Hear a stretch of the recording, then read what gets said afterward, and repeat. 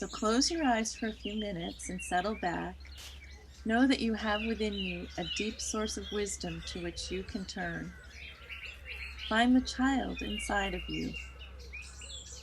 Welcome to Nature Magic. Today I'm talking to Nancy Striniste as part of our mini-series of nature educators. Nancy has a lot of amazing advice to offer.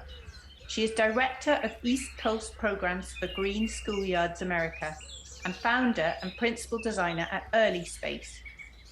Nancy has a unique background as both a landscape designer and an early childhood educator, and she's worked with schools, childcare centres, municipalities, and organisations across America to create beautiful, sustainably designed natural play and learning spaces. Hi, Nancy. Thank you so much for coming onto the podcast. Where are we talking to you today? Hi there.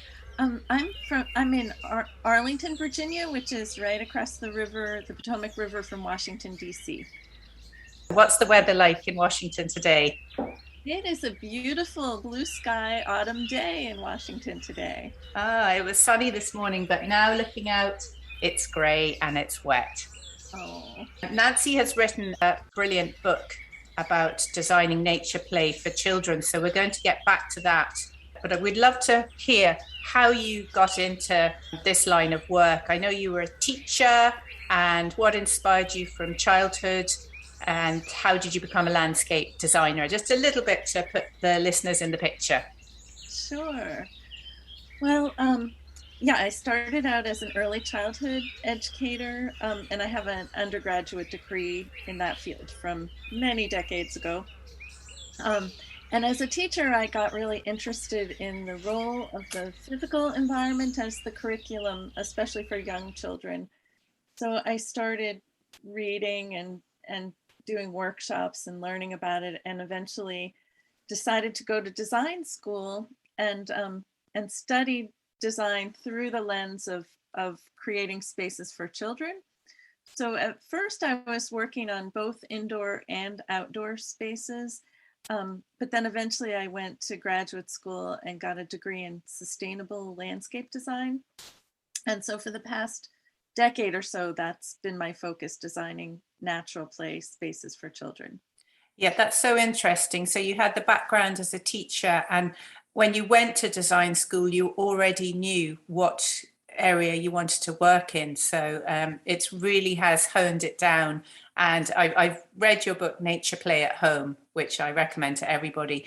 And the amount of detail in the book. How did you become a nature lover? Do you remember anything from childhood that sparked that kind of inspiration?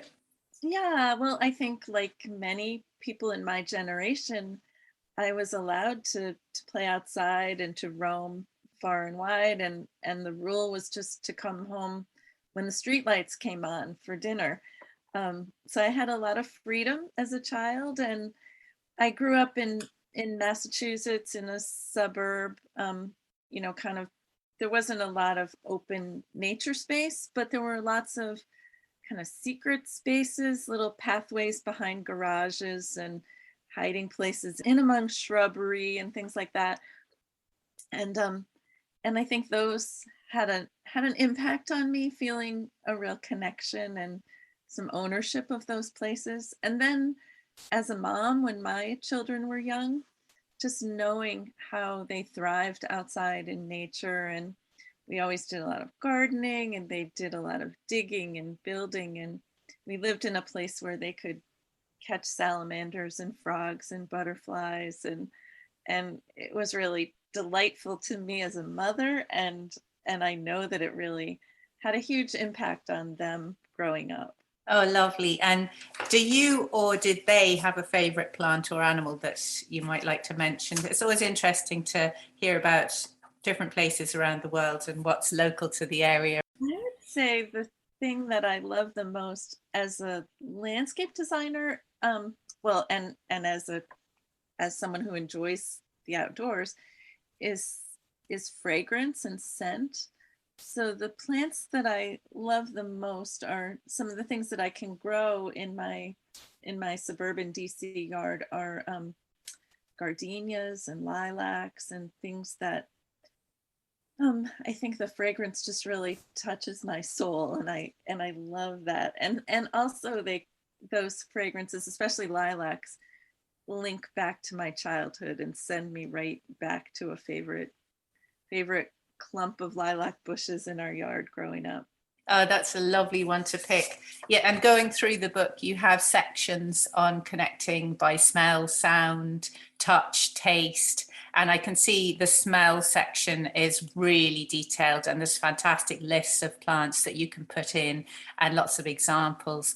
But every section, I mean, even the sound section, there's a beautiful picture of a tongue drum, is it? It's a Yeah, drum on the side of the road. I'd never heard of a tongue drum. I had to Google it. yeah, it's very, very melodious and pretty. And sometimes percussion can be really fun for children, but not fun for the people around listening to. So I love these particular drums. I think they're made in different cultures around the world. Mine is made by a colleague of mine in Georgia, in the state of Georgia in the US. And he has a company called Sound Play. And so I bought one of his drums, and I have it out in front of my house right next to the public sidewalk. And the kids in the neighborhood walk by and play the drum, and it just makes us so happy to hear them out there doing that. Yeah, I thought that picture was so cool. It's literally set into the side of the pavement, or the sidewalk, as you call it. And then the little, what you call the little beaters, are tied on. So people obviously don't walk away and play with them somewhere else. And it's a sort of a wooden drum, is it? The top is made of wood, and then the base of it is made of a composite, a like recycled plastic water bottles mixed with sawdust, I think is the material. Yeah, such great ideas. And I won't tell everybody all the details of the book, but I love the pizza tray path, making a path out of the pizza boxes. I mean, that is such a cool idea. Do you want to explain to the listeners how to do that? Yeah, that's the idea is to make stepping stones for the garden by using the cardboard boxes that I don't know how pizza comes in where you are, but where I am, it comes in these cardboard boxes that you can save and reuse by pouring concrete into the box, and then children make handprints or leaf prints or press little stones and shells and gems and things into it. And then when the concrete dries, you peel away the cardboard, and you have this concrete stepper that you can set into the ground and make a little pathway. Yeah, so some really easy ideas. And the whole book is very inspirational from the start with, the importance of the entrance into a play space. And then you talk about the paths and all the planting and sounds. And it really leads you through the book, and the amount of information and beautiful images as well. It's really, really great. I learned so much from it. Well, thank you so much. Apart from the lilac bush that you loved as a child, have you had any other profound experiences in nature, or perhaps with children in these play spaces, if there's anything that comes to mind? Well, I guess when I think about that, when I think about a spiritual connection to nature, I just think about that sense of awe that nature can create. And for me, living, as I said, in a fairly built up suburb of Washington, D.C., whenever I can get to a place where the sky is big and I can see stars and clouds and sunsets, I feel so nourished and calmed, and that sense of awe. And here where I live, the Potomac River is nearby, and so I do take lots of walks along the river, and the memorials across the river in Washington, D.C. are really beautiful, but it's the sky and the sunsets that are just so powerful. Yeah, I was listening to a podcast by Eckhart Tolle the other day, and he coined a phrase which I thought was just so good, the dimension of spaciousness. Yes, yes, And it's so that was how he was calling heaven, the dimension of spaciousness. And when you have those large skies and those large landscapes, it really is awe-inspiring. it is, and that's so important. And I think I write about that in the book, that sense of, they call it reverie or awe.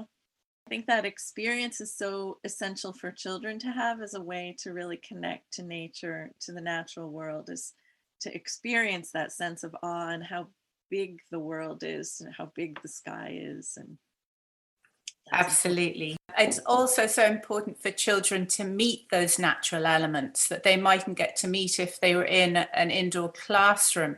And you talk about the water play and even the dry riverbeds. And what do you think is the best way that children engage with water, for instance? Um, hmm. Well, I think having access to water is the most important thing.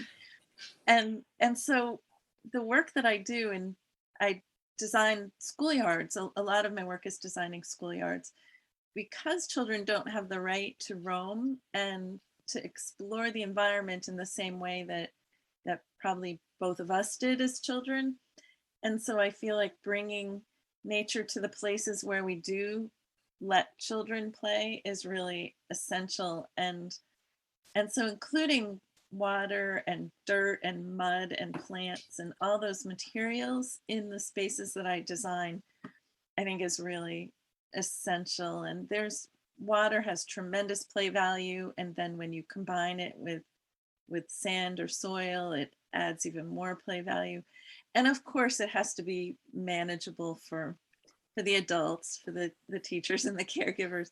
So the water features that I design tend to be, pretty small, just a little trickle of water. And there are instructions in the book for these mosaic streams that are made of concrete with lots of little sparkly things embedded in the concrete. So even when there's not water flowing through them, they're a beautiful kind of focal point in the space and an artistic element in the space.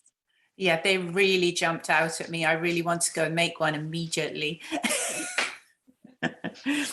I know the adults have to sort of manage the water play a bit, but there's lots of things in the book about how you can play with water. And obviously, when we were children, we could go out to a local pond or something and play away, and the adults were inside doing their cooking or whatever they were doing, not worrying about us. But that doesn't happen anymore.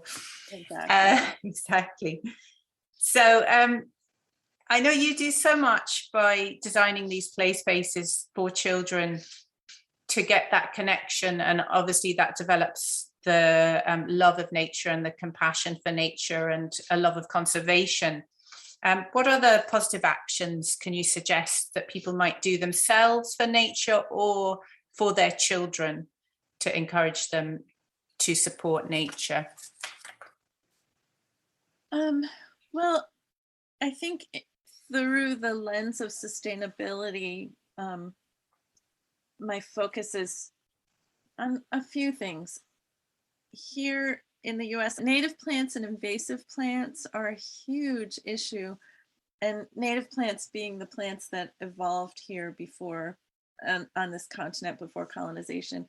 And and those are the plants that evolved alongside the insects that live here. So they provide food for the insects, and then in turn, the insects are food for songbirds. So if you like songbirds, which I certainly do, planting native plants is a way to support them. But also, I know in the US, monarch butterflies are endangered and kind of on the edge of extinction.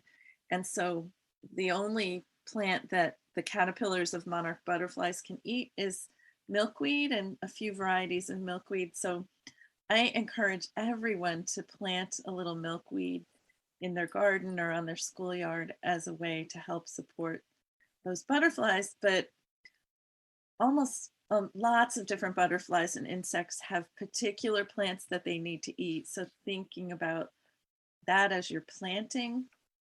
And then the other thing that I really think a lot about as the planet warms and the climate changes is providing shade for our children. And I think that that's something that we can all work on, is restoring the tree canopy wherever we are, planting trees and trying to remove impervious surface, are all things that we can do in our own gardens and also in schoolyards to help children in those and adults in those places feel better and make the environment better, but also for the long term, those are important steps to take. Yeah, I'd never thought of shade as an actual important thing to consider. And talking about the songbirds, there's lovely pictures of bird blinds in your book, and Yes. the kids peeking through little holes and watching the birds at their feeders. So I thought that was a lovely idea as well. We're going to put your book, Nature at Home, in the show notes. Is there any other book that you'd like to recommend for the listeners? Yes. Well, I I recently started a new job. So I still design outdoor spaces for children, but I work part-time as the director of East Coast programs for an organization called Green Schoolyards America. And our work is focused on helping schools and school districts create outdoor learning programs so that the things that I do in my design work can happen on a broader scale, so that there's equitable access to nature. And my colleagues at Green Schoolyards America are authors as well. So we're very proud that four of us have written books. So the classic is called Asphalt to Ecosystems by Sharon Danks, and the subtitle is Design Ideas for Schoolyard Transformation. And Lovely. that's an incredible book. And then my colleague Rachel Pringle, along with a co-author Arden Buckland Sporer, wrote How to Grow a School Garden, a complete guide for parents and teachers. And then the most recent book that just came out earlier this year is called Schools That Heal, Design with Mental Health in Mind. And it is just a really profound, beautiful book about all the research that's out there about how nature improves our mental health and can help with anxiety and depression and all different mental health issues that we know our children, especially our adolescents, are suffering from greatly. And the question is why we're not using that research as we design schools and schoolyards. And so the author Claire Latané, created this beautiful book that I hope is read far and wide by the people who decide about how to design schools across the world. It's really important information. So I recommend all three of those. Oh, fascinating. We'll put them in the show notes, and I can't wait to have a look at them. They do sound amazing. And the mental health issue is so important. People talk about it, and it's a bit like Greta Thunberg said, blah, blah, blah, blah. There's an awful lot of talking, and actually nothing is changing. Yeah. And simple things could be so impactful. And time, even like we know now that possibly 1 in 10 children have ADHD, and maybe this classroom setting isn't right for them, and maybe they need to walk around and learn. Exactly. And maybe we need different kinds of spaces, and these are our creative people that we need the creatives now. Absolutely right. Yes. Yeah, wonderful. I hadn't prepped you for this, but there is a lovely guided visualization in your book. And I was wondering, would it be possible for you to read it to the listeners? I thought that was just such a good idea for adults to get back into the mind, because people feel that they don't know how to connect with children, which they do, of course, because they were children. It's just a mindset. They do. You are here because you're a professional or a parent who knows and cares about children, but we all share another type of expertise. We are all former children. This is an activity to help you get back in touch with what you knew as a child about spaces and places, to help you remember what was magical. So close your eyes for a few minutes and settle back. Know that you have within you a deep source of wisdom to which you can turn. Find the child inside of you. Picture yourself. Look down and see your little feet, your small arms and hands. Imagine how it felt to be that busy little person. When you can see yourself as that small person, imagine that you're back in a favorite spot from your childhood, a special place from anywhere, anytime, a place where you might have felt happy or safe or content or free. Remember it. Let your mind take you back there.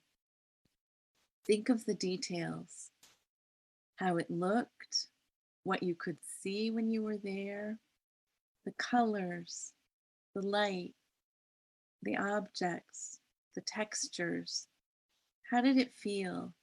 What was above you and below you? Remember the sounds, the smells, the temperature. Think of what you did when you were there, who you were when you were there, and what you liked. And now, slowly, when you feel ready, come back here and open your eyes.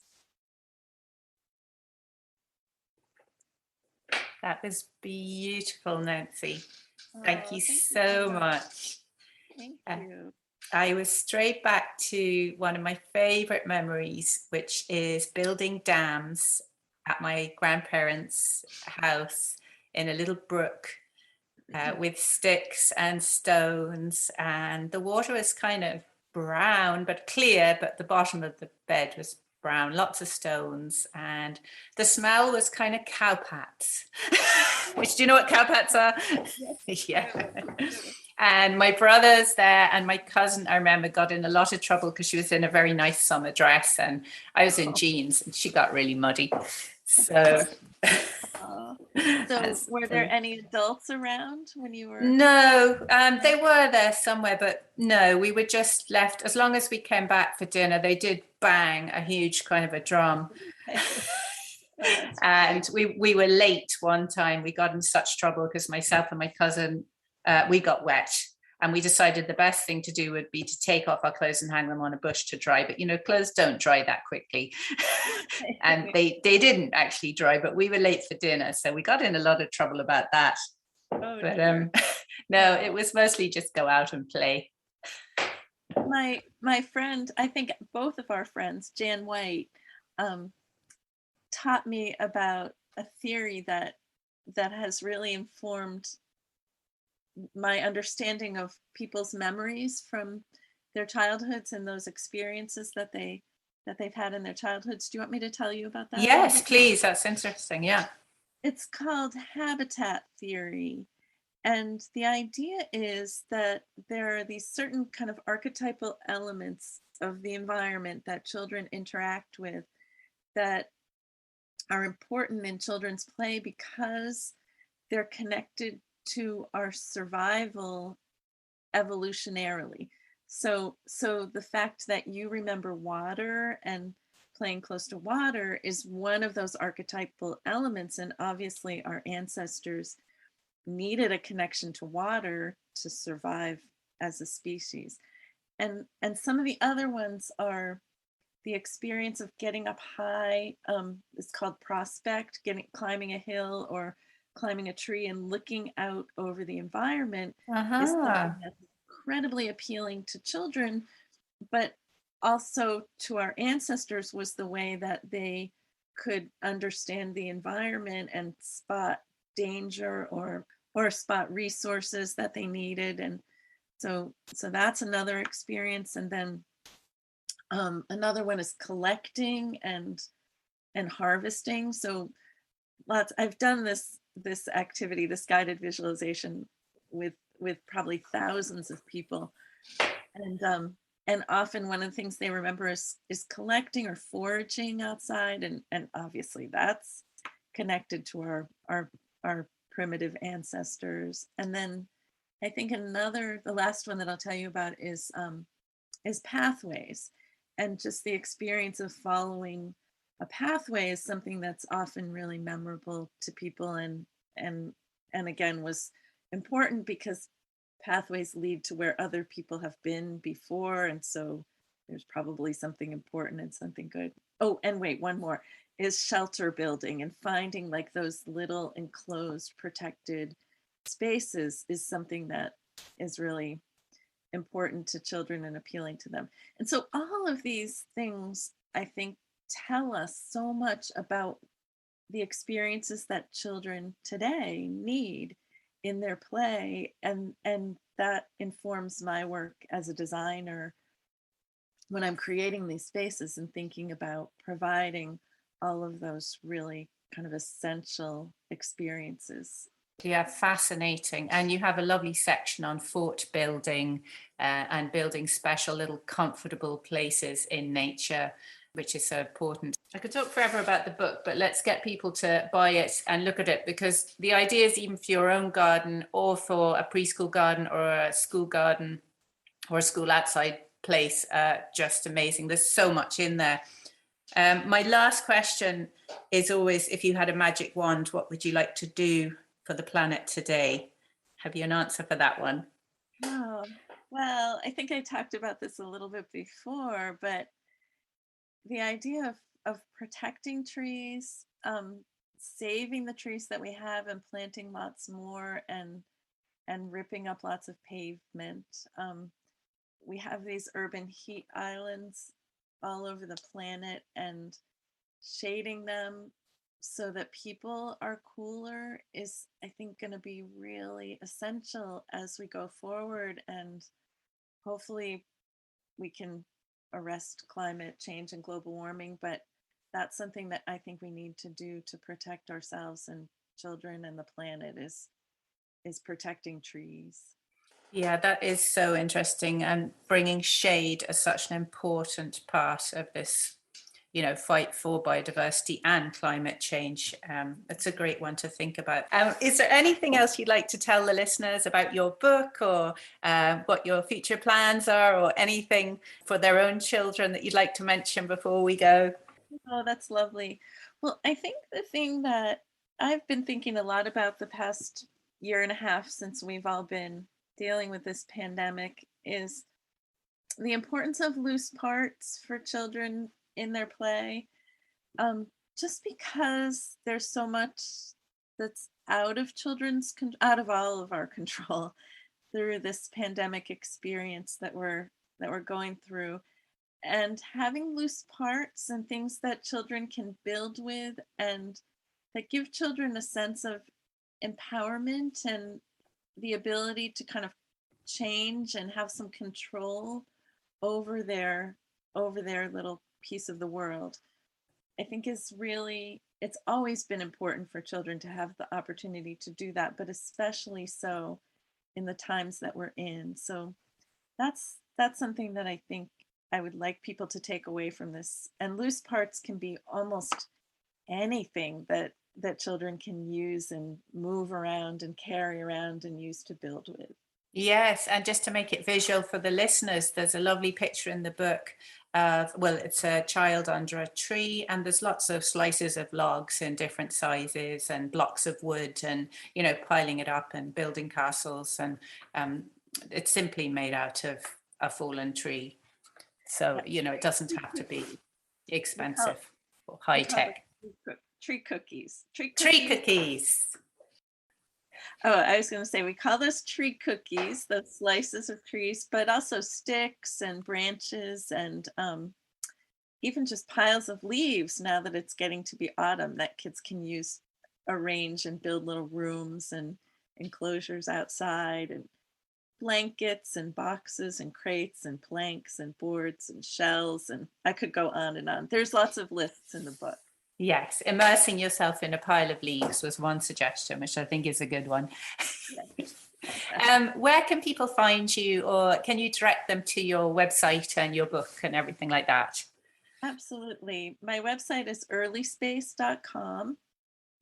And there's a contact us button on there. My book is, I think, available everywhere books are sold. Of course, Amazon, but hopefully lots of independent booksellers as well. And then, as I mentioned before, I'm now working with Green Schoolyards America, and their website is greenschoolyards.org. And we have an amazing, what we call the National Outdoor Learning Library that we've been working on creating all during the pandemic, that has hundreds of tools and resources and templates and articles for schools who want to create outdoor learning programs. So I would recommend that as well. That sounds amazing. And just before we go, I'll read out the full title of the book again. It's Nature Play at Home, Creating Outdoor Spaces that Connect Children with the Natural World, by Nancy Striniste. Thank you so much, Nancy. It was wonderful to talk to you. Thank you so much for having me. It was really lovely to get to talk to you all the way over in Ireland. So. Yes, and hopefully we'll see you here someday. I would love it.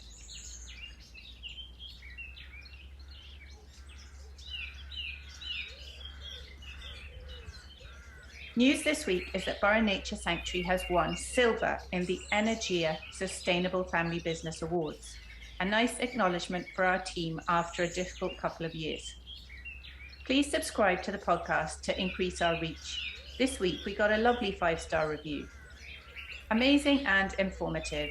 I love tuning into the show and learning about all sorts of new things. The show has so much diversity and is suitable for all ages. Great work. We also got a few heartwarming private messages and emails. So thank you all for your support and feedback. If you like the podcast, please write a review, as it helps to spread a positive voice for nature.